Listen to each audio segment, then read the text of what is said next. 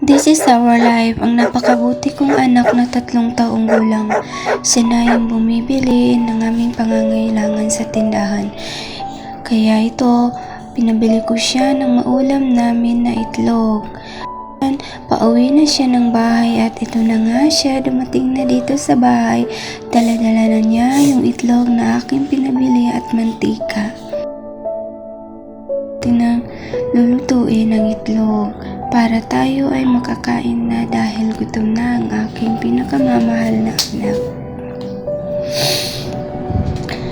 Lagyan na ng asin, magic sarap, pero wala na palang magic sarap, ubos na.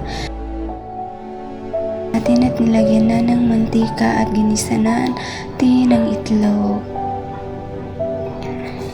Hintayin maluto, mabilis lang maluto dahil ang ating gamit na pangluto ay electricity, kuryente lang dahil wala tayong gasol. Ang aming ulam na itlog at ang aming kanin.